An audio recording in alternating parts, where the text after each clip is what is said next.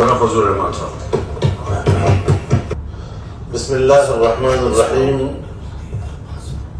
نحمده ونصلی علی رسولہ الکریم. جناب چیئرمین، میں سب سے پہلے تو اس حوالے سے آپ کا شکریہ ادا کروں گا کہ جس روز میں نے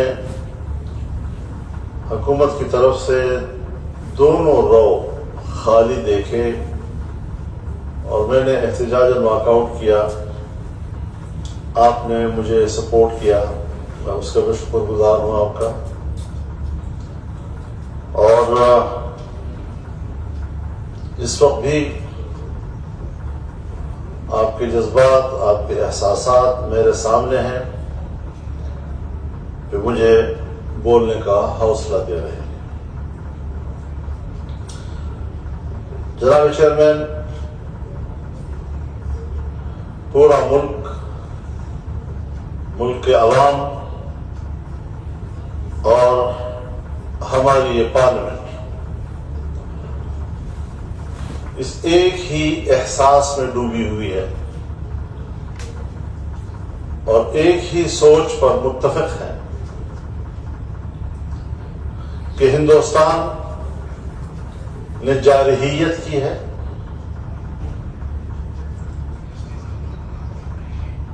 پہلگام واقعے کو بنیاد بنا کر اس نے بلا تحقیق انیوا پاکستان پر الزام دھر دیا، اپنی سیکورٹی فیلئر کا پورا ملبہ پاکستان کے اوپر گرایا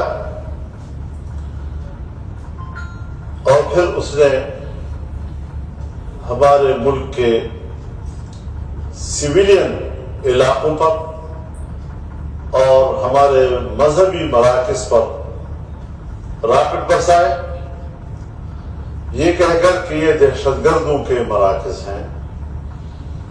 یعنی دنیا تو مذہب اور مذہبی طبقے کو دہشت گرد کی نظر سے دیکھتی ہے، لیکن ہندوستان نے عملی مظاہرہ کیا اور انہوں نے ہمارے مساجد کو نشانہ بنایا. مساجد کے قرب جوار میں رہنے والی فیملیز، ان کو نشانہ بنایا. کشمیر کے اندر ہمارے سویلین علاقوں کو انہوں نے نشانہ بنایا. ایل او سی کے اوپر انہوں نے سویلین لوگوں کو نشانہ بنایا اور پھر صراحت کے ساتھ کہا کہ ہم نے پاکستان کے فوجی مراکز، فوجی اثاثوں پر کوئی حملہ نہیں کیا، ہم نے جو حملہ کیا ہے وہ دہشت گردوں کے مراکز پر کیا ہے. جناب اسپیکر، میں اس طرف آپ کی توجہ مبذول کرانا چاہتا ہوں، پورے ہاؤس کی توجہ اس طرف مبذول کرانا چاہتا ہوں کہ وقت نے ثابت کر دیا کہ مذہبی ادارے جس کے خلاف ہم نے ہمیشہ شکوک کا اظہار کیا، ان کی ملکی اور قومی وفاداری پر سوالات اٹھائے، نیشنل ایکشن پلان کے ذریعے ایک امتیازی رویے اور پالیسی کو اجاگر کیا. آپ نہیں مان رہے تھے، لیکن ہندوستان نے آپ کو منوایا کہ مسجد اور مدرسے کا جوان پہلی صف میں فوج کے ساتھ مل کر لڑ رہا ہے، اس لیے فوج کو بعد میں نشانہ بنایا، مذہبی مراکز کو اول نشانہ بنایا. ان حقائق کو تسلیم کرنا ہوتا. یہ تاریخ کے صفحات ہیں جس کو آج ہر شخص پڑھ رہا ہے اور آنے والی نسلیں اس کا مطالعہ کریں گی. ان ساری باتوں کو ہمیں سوچنا پڑے گا. میں اس حوالے سے ضرور یہ بات عرض کرنا چاہوں گا کہ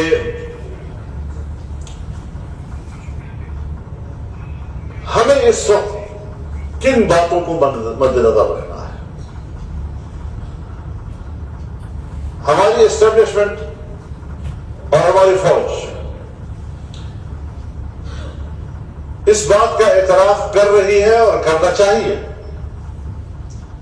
کہ اگر قوم ان کی پشت پر نہیں ہے تو وہ محاذ کی جنگ نہیں لڑ سکتی۔ سن 1965 میں قوم فوج کی پشت پر تھی۔ آج بھی 6 ستمبر 1965 کو ہم یوم فتح کے طور پر مناتے ہیں، یوم دفاع پاکستان، یعنی کامیاب دفاع کیا تھا۔ لیکن 1971 میں جب قوم فوج کی پشت پر نہیں تھی تو پلٹن میدان ڈھاکہ میں ہم نے سرنڈر کیا، جو تاریخ کا ایک سیاہ باب ہے۔ آج ایک بار پھر ہمیں اس صورتحال کا سامنا کرنا پڑا ہے۔ میں اس بات کا بھی اعتراف کرتا ہوں کہ الزام دھرنے میں بھی ہندوستان نے پہل کی، جھوٹا الزام لگایا، اور حملہ کرنے میں بھی ہندوستان نے پہل کی۔ پاکستان کی پوری کارروائی، چاہے وہ بری ہو چاہے وہ فضائی ہو، وہ دفاعی تھی، اور جس بھرپور انداز کے ساتھ پاکستان نے دفاع کیا ہے، تاریخ ہمیشہ اس کو قدر اور احترام کی نظر سے دیکھے گی۔ اور آج پارلیمنٹ کے اس فلور پر میں انشاءاللہ پورے ایوان کی نمائندگی کرتے ہوئے یہ کہنے کی جرات کر سکتا ہوں کہ پاک فوج کو ہم خراج تحسین پیش کرتے ہیں۔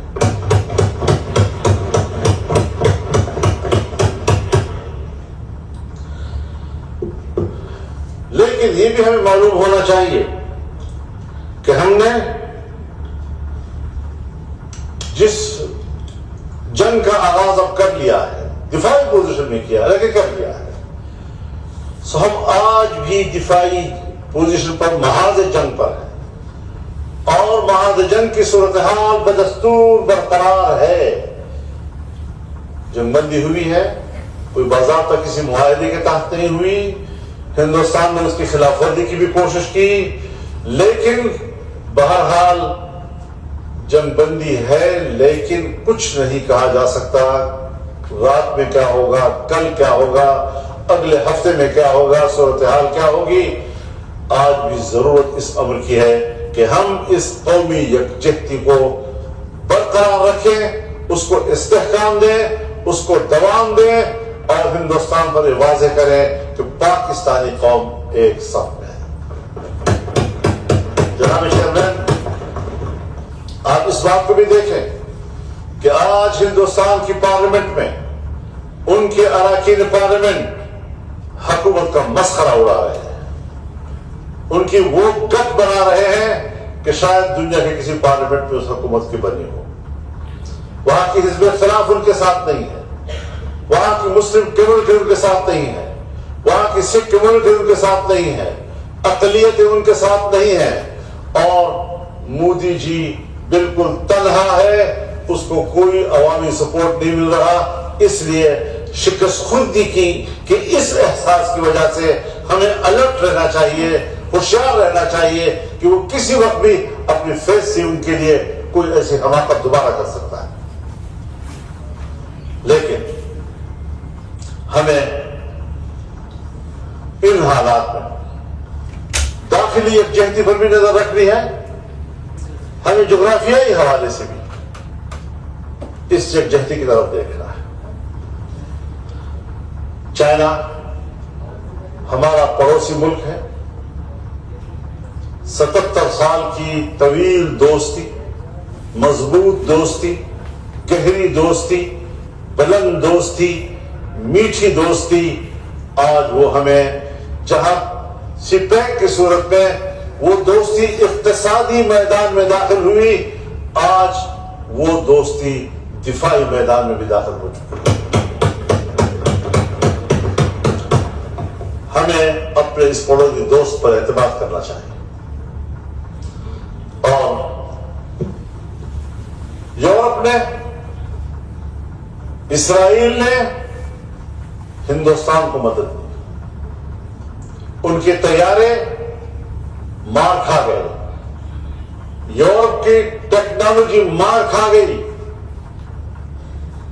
ہندوستان نے یورپ کی ٹیکنالوجی پہ اعتماد کیا، آج ان کی ممبران کہہ رہے ہیں کہ ہمارا رائفل تو کٹ کٹ کٹ کٹ کر کے گر گیا. ان کا مذاق اڑ رہا ہے. لیکن چین کی ٹیکنالوجی، ایشیا کی ٹیکنالوجی وہ کامیاب ہو گئی اور دنیا نے دیکھ لیا کہ کس طرح ہمارے ہوا بازوں نے اس ٹیکنالوجی کو استعمال کیا اور کس طرح ان کی دفاعی سسٹم کو تباہ و برباد کر دیا. ہمیں کچھ چیزوں میں ان حالات میں جہاں ہم کبھی بیٹھ کر تنقید کے عنوان سے بات کرتے ہیں، ہم حکومت کی پالیسیوں پر تنقید کرتے ہیں، آج میں لفظ تنقید استعمال نہیں کروں گا، لیکن ایک پاکستانی کی حیثیت سے قومی وحدت کے تقاضوں کو سامنے رکھتے ہوئے حکومت کو ضرور کچھ مثبت تجاویز دے سکوں گا. یہاں تذکرہ ہوا وزیرستان میں آج ڈرون کا.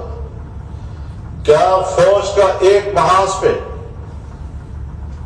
انڈیا کے ساتھ حالت جنگ میں ہونے کا یہ تقاضا ہے کہ ہم ملک کے اندر بھی لڑیں؟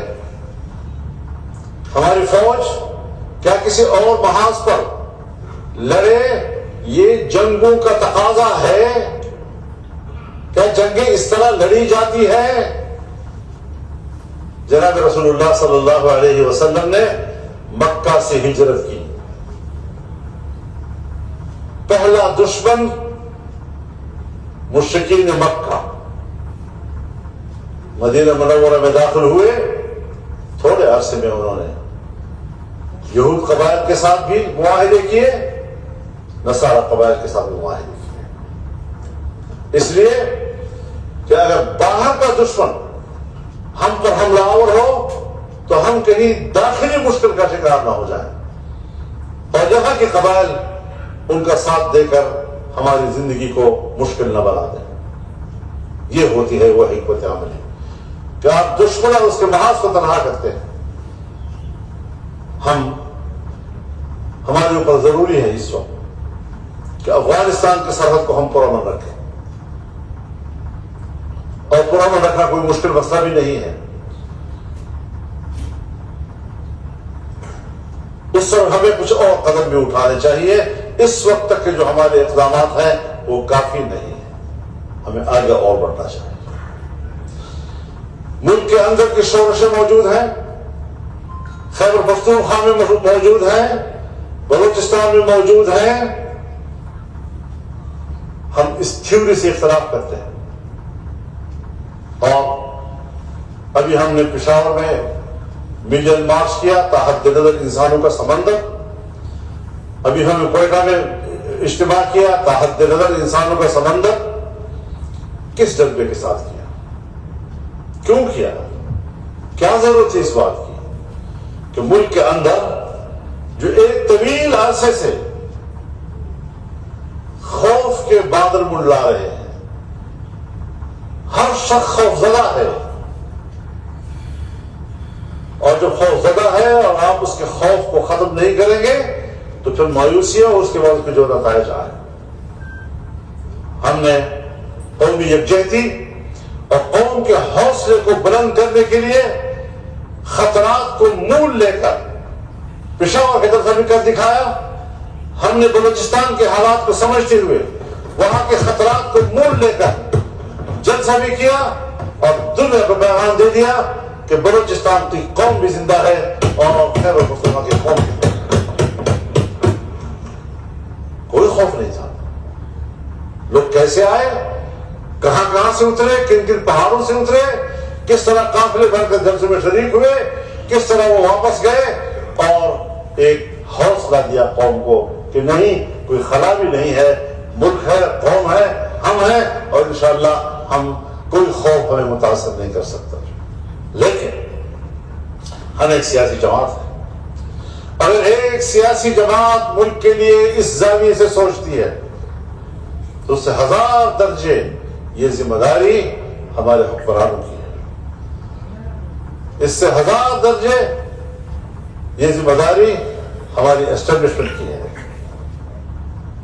ان سب کو اس حوالے سے سوچنا چاہیے. اگر آج بھی وزیرستان میں ڈرون گرتا ہے، سویلین شہید ہوتے ہیں، آپ بتائیں ہم ہندوستان کے ڈرونز کا کیا جواب دیں گے؟ ہم وہاں ڈرون بھیج رہے ہیں، ہم اس کا کیا جواب لوگوں کو دیں گے؟ یہ حساس چیزیں ہوتی ہیں، ان پر ہمیں نظر ثانی کرنی چاہیے، ان پر ہمیں سوچنا چاہیے. یہ سوچے بغیر ہم ملک کے اندر کی قومی یکجہتی برقرار نہیں رکھ سکتے. ہمیں سوچنا چاہیے اس حوالے سے. کینالز کا مسئلہ آیا، دریائے سندھ سے نہریں نکالنے کا مسئلہ آیا، صوبہ سندھ کھڑا ہو گیا، احتجاج کیا اس نے. آج جب ہم محاذ جنگ پر ہیں تو عام سندھی کے اندر اس ناراضگی کا احساس موجود ہے. ہمیں ذرا حالات کا تجزیہ بھی کرنا چاہیے. بہت سیکرٹ ہوتی ہے یہ صورتحال، جسے سب چند لوگ ہی جانتے ہیں. ممکن ہے مجھے پتہ نہ ہو، آپ کو پتہ نہ ہو، عام آدمی کو پتہ نہ ہو، لیکن جو ہمارے محاذ پر لڑنے کے فوج ہے، طاقت ہے، اس کو ساری صورتحال کا علم ہوتا ہے کہ ملک کے اندر اس فلاں واقعے کا یا فلاں اقدام کا ہم متحمل ہو سکتے ہیں یا نہیں ہو سکتے. یہ پہلے سوچنا چاہیے تھا. ہم نے انہی حالات میں صوبہ خیبر پختونخوا اور بلوچستان میں مائنز اینڈ منرل بل لایا، جو 2 صوبوں کے حقوق پر ایک ڈاکہ ہے اور 18ویں ترمیم کے تحت صوبوں کے اختیار کو سب قدر کے مترادف ہے. جسے نہ بلوچستان قبول کرے گا، جسے نہ خیبر پختونخوا قبول کرے گا. کیا ان حالات میں اس طرح کے متنازع بل اسمبلی میں لانا جائز ہے؟ سوچنا چاہیے کہ ہم کر کیا رہے ہیں. ہم نے یہاں پر طے کیا 26ویں ترمیم کے موقع پر دینی مدارس کے رجسٹریشن اور بینک اکاؤنٹس کے بارے میں کچھ جھگڑا ہو گیا، بیچ میں صدارتی آرڈیننس آ گیا. اب صدارتی آرڈیننس کو قومی اسمبلی میں آنا چاہیے تھا، سینٹ میں آنا چاہیے تھا. آیا اور آپ نے 120 دن مزید اس کو ایکسٹینڈ کر دیا. ہر چیز کو لٹکانا اور یہ خیال کرنا کہ بس پھنسے ہوئے ہیں، یا کیا کر سکیں گے کیا نہیں کر سکیں گے. حضرت ہم بہت کچھ کر سکتے ہیں، بہت کچھ کر سکتے ہیں، لیکن ہمارا خیال یہ ہے کہ برہم نہ ہو عالم کا نظام. کچھ سوچو تو اس بات.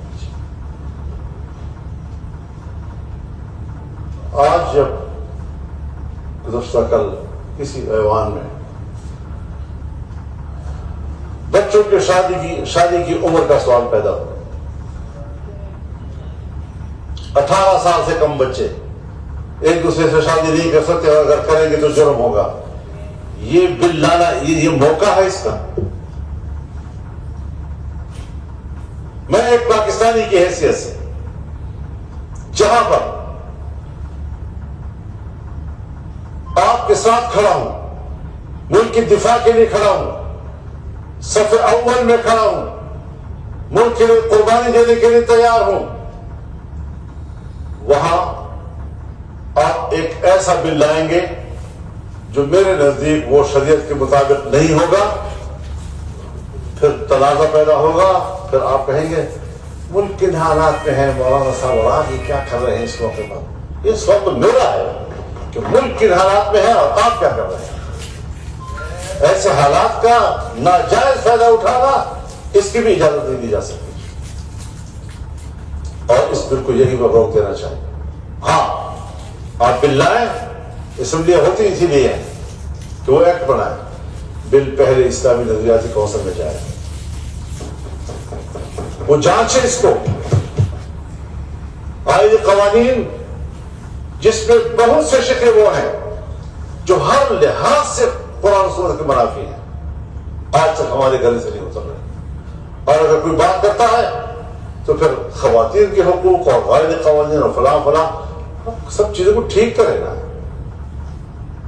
اسمبلیاں بانچ تو نہیں ہو گئی. اسمبلیاں ہے اسی لیے کہ جب بھی کوئی قانون بننے کی ضرورت ہوتی ہے تو اسمبلی میں آئے، ترمیم کی ضرورت ہوتی ہے تو اسمبلی میں آئے، لیکن ہم ہیں کہ جہاں قرآن و سنت کے خلاف کوئی چیز ہو اس کو اسمبلی میں دوبارہ نہیں لانا.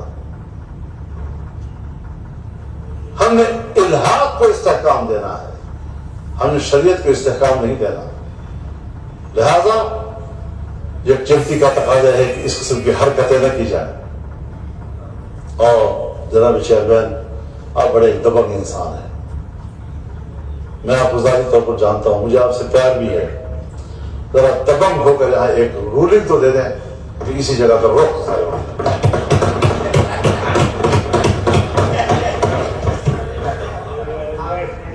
ہمت کرو جی، ہمت کرو، ابھی رولنگ دے دیں، روک دو اس کو، خیریت ہو جائے گی. آپ کی رولنگ اس وقت بہت کچھ کر سکتی ہے، ملک کی یکجہتی کے لیے کر سکتی ہے. آپ دبنگ آدمی ہیں، نہ اپنی پارٹی کی پرواہ کرتے ہیں، نہ میری پرواہ کرتے ہیں، نہ کسی کی پرواہ کرتے ہیں. بہت شکریہ مولانا صاحب. شکریہ. ہاں یہ کہتے ہیں جنت حاصل کریں. جسٹس صاحب جو ہے آپ کے لیے فکر مند ہیں. تو یہ چیزیں بڑی سنجیدہ سوالات ہیں ہمارے ہاں، سنجیدہ تجاویز ہیں. ہم نے اس وقت باہمی دشمنیوں کے متحمل ہیں، نہ ایک دوسرے کے گریبان میں ہاتھ ڈالنے کے متحمل ہیں. ہم یکجہتی کے اس وقت محتاج ہیں، محتاج. ہمیں ایک ایک گھر کا دروازہ کھٹکھٹا کر بھی اس سے یکجہتی کی بھیک مانگنی چاہیے. لیکن یہ عجیب بات ہے کہ ہم ایک طرف بوری میں غلہ ڈال رہے ہیں، آپ نیچے سے سوراخ کر کے اتنے ہی غلہ نیچے سے گزر رہا ہوتا ہے. تو کس طرح بوری بھرے گی؟ یہ ہے وہ صورتحال کہ جس پر ہمیں بہت سنجیدگی کے ساتھ سوچنا پڑے گا اور یہ اقدامات، اس میں احتیاط برتنے پڑیں گے. یقیناً بدامنیاں ہیں. ہمارے پارٹی کے کتنے لوگ رمضان شریف میں کوئی 15 سے 20 نوجوان ہمارے شہید ہو گئے، ابھی بھی ہمارے ساتھ اسپتالوں میں ہیں، ابھی بھی ہمارے ساتھ اغواکاروں کے پاس پڑے ہوئے ہیں، ابھی بھی پڑے ہوئے ہیں. اور ظاہر ہے کہ جن کے پیارے لاپتہ ہیں ان کو حق پہنچتا ہے کہ وہ اپنے پیاروں کے لیے احتجاج کریں. ہم ان کو دشمن کہہ دیتے ہیں. تو یہ مایوسیاں چلتے چلتے بالآخر ریاست کے ساتھ محبت اور دوستی کے جذبے کو کاٹ دیتی ہے. ہمیں اس طرح کے سفر نہیں کرنے چاہیے. یہ ملک ہمارا ہے، ہم اس ملک کے ساتھ کھڑے ہیں اور فتوے ہیں لگ رہے ہیں تو ان کو اپنے فتووں سے سروکار، ہمیں اپنے موقف سے سروکار ہے. میں جس جگہ پہ کھڑا ہوں کسی دلیل سے ہوں، ہم پورے دلیل کے ساتھ اطمینان کے ساتھ اور شرح سر کے ساتھ اپنا موقف لیے ہوئے ہیں اور اس ملک کو ایک پرامن اسلامی مملکت اور دین اسلام کا گہوارہ بنانا چاہتے ہیں. امن ہے تو ایمان ہے، سلامتی ہے تو اسلام ہے. اگر اسلام اور سلامتی نہیں ہے تو اسلام کا تصور نہیں ہے. اگر امن نہیں ہے تو ایمان کا تصور نہیں ہو سکتا. دین اسلام اور ایمان کا تقاضا یہ ہے کہ امن ہو اور سلامتی ہو. اس مقصد کے لیے آگے بڑھیں، غلط حرکتیں نہ کریں، غلط اقدامات نہ کریں اور ہمیں اس بات پر مجبور نہ کریں کہ ہم پھر مجبور کر احتجاج میں نکل آئیں. ہم جان بچانا چاہتے ہیں ان حالات میں، ہم ایک صف رہنا چاہتے ہیں. خدا کے لیے ہمارے جذبات کا احترام کریں. ہم پاکستانی ہیں، ہم آپ کے ساتھ کھڑے ہیں، ہم ملک کے ساتھ کھڑے ہیں، آئین کے ساتھ کھڑے ہیں. اس آئین کا کتنی دفعہ میں حلف اٹھا چکا ہوں اس جگہ پہ کھڑے ہو گئے.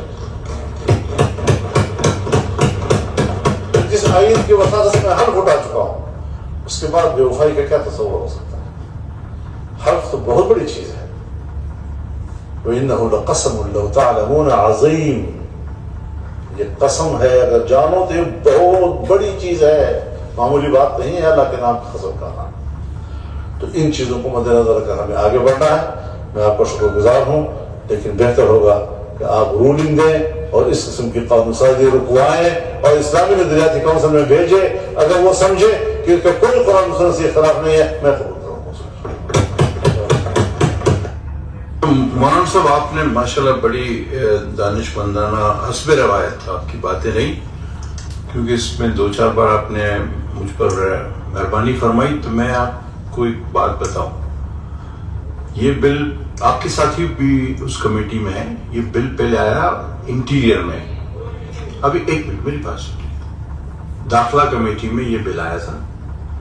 میں نے ہی داخلہ کمیٹی میں سے اس کو جس طرح آپ نے رہنمائی بھی فرمائی, میری ہی تجویز تھی کہ اس کو اسلامی نظریاتی کونسل کو بھیجا جائے. میری ہی سفارش پہ منٹس موجود ہیں. اس وقت یہ بل محترمہ سحر کامران صاحبہ لائی تھی, سیم بل تھا. میں نے وہاں سے داخلہ کمیٹی سے اسلامی نظریاتی کونسل کو ہی بھیجا جو آپ نے ابھی رہنمائی فرمائی.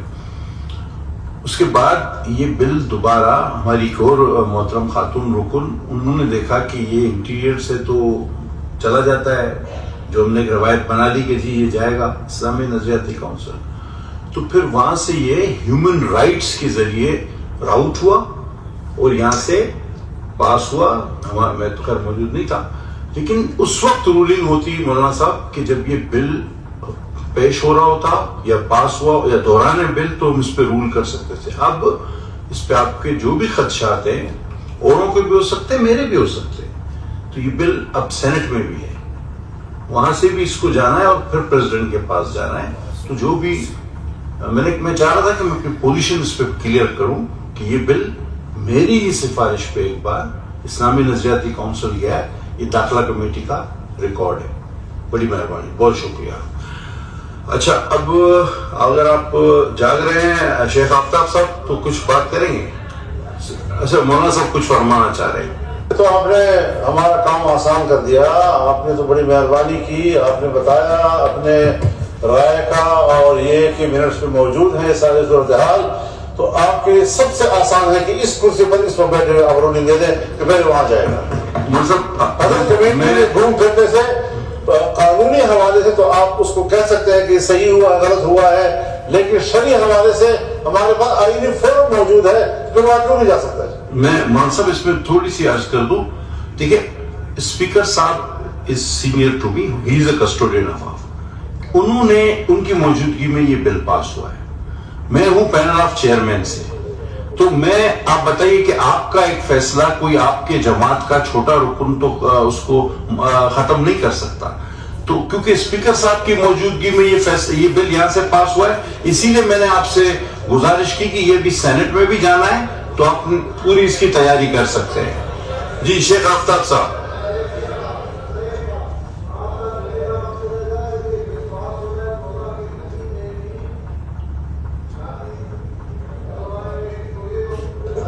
دیکھیں اس بات پہ, دیکھیں مقصد صاحب بات سنیں. دیکھیں یہ ابھی ہم تھوڑا ڈیبیٹ کو آگے بڑھاتے ہیں. یہ خیر ہم سب کا, میرا بھی ایمان ہے کہ دیکھیں مقصد صاحب تشریف رکھیں, یہ میرا بھی ایمان ہے کہ بالغ انسان کو اللہ تعالیٰ کرتا ہے, نادرہ نہیں کرتی. یہ میرا بھی ایمان ہے, اس کو بہرحال جو ہے.